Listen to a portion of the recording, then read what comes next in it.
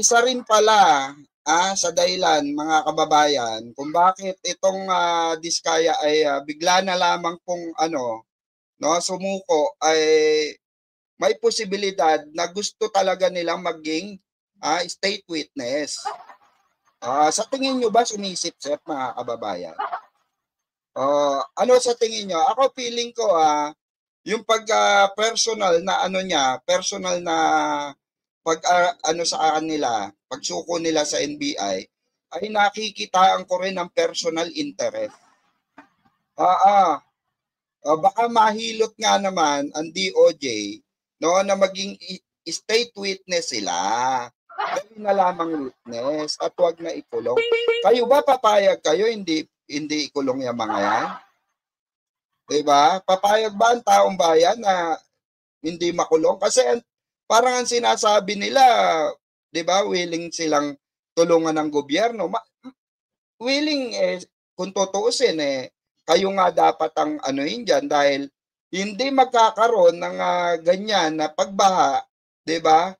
Kung inayos nyo kahit nasabihin nating finish yung project diba? Yung mga binigay nyo na mga hindi naman na proyekto, hindi naman pulido. Diba mga kababayan? Hindi po pulido kaya nagkaroon ng baha.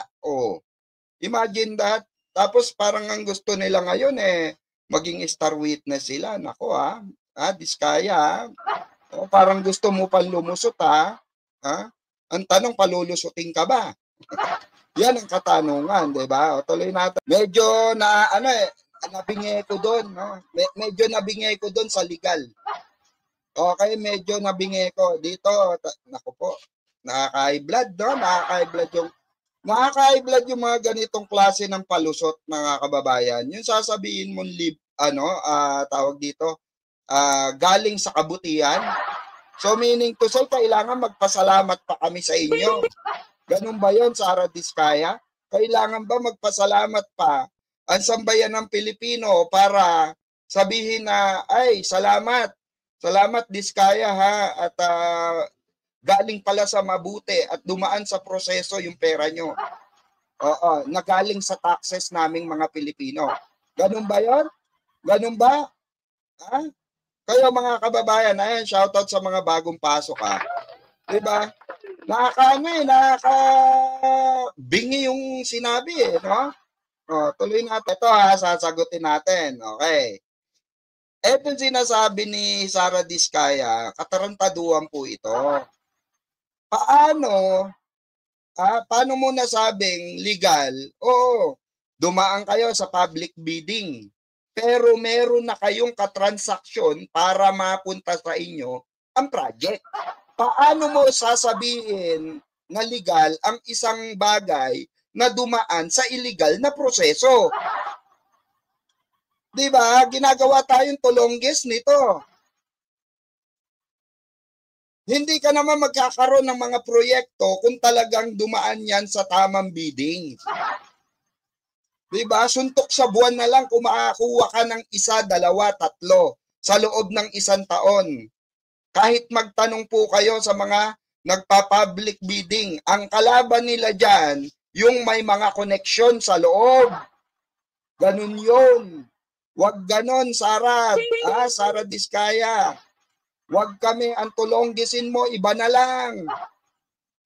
Diba? Huwag si Berador Pikwa. Mapapasubo ka. Tingnan mo, sunog na agad yung alibay mo. Diba? Hindi kasi pwede yung sabihin nyo na na kayo nagsabuatan kayo at dumaan sa tamang proseso, ganun ba yon? Dumaan sa tamang bidding or tamang proseso itong pagsasabuatan nyo, ganun ba yon? Kaya naging legal yung pera nyo at wala kayong ninakaw? Automatically, no, pag may sabuatan po mga kababayan, ninakaw. Pinagkaisahan nyo yung proyekto para mapunta sa inyo. Mai-award sa mga Diskaya yung salapi na galing sa taong bayan. paano mo sasabihin? Eto namang attorney ni Sara Diskaya, parang abnormal din, ano? Magdadahilan rin lang, di ba? Pang-tulongges pa. Wag nyo kaming tulonggesin dito. Dahil kami, may mga alam kaming literal. Kinakausap ninyo na mga demand. Ang sabi gobyerno, bagamat hindi nagkakasundo doon sa ibang mga issues kaya po yung pagiging state witness o bahagi ng Witness Protection Program at doon sa issue ng restitution. At nabanggit ba nila yung pagnanais na maging state witness? Ang sabi ni Atty. Samaniego, interesado pa rin ang mga Diskaya na maging state witness. Ang problema daw nila, ayon kay Atty. Samaniego, ay paiba-iba ang mga hinihingi raw ng kanilang mga kausap, whether it's the prosecution or the ICI or the DOJ.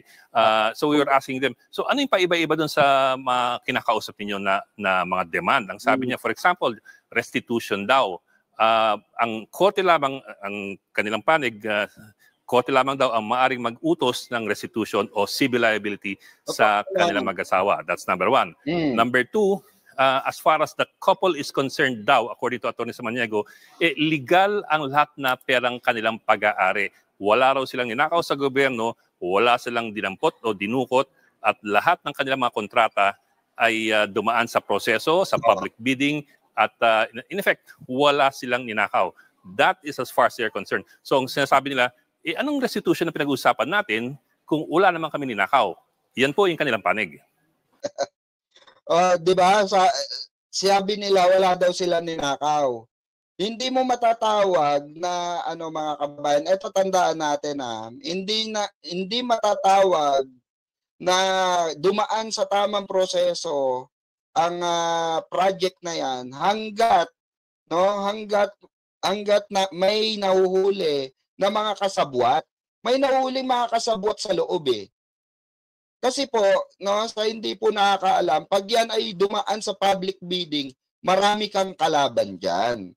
Idinadaan lang nila sa public bidding para maging legal ang proseso. Tama po yun. Pero, kung tutuusin, illegal siya kasi hindi pa man lumalabas ang proyekto at yung bidding, may nagchuchuchu na galing sa loob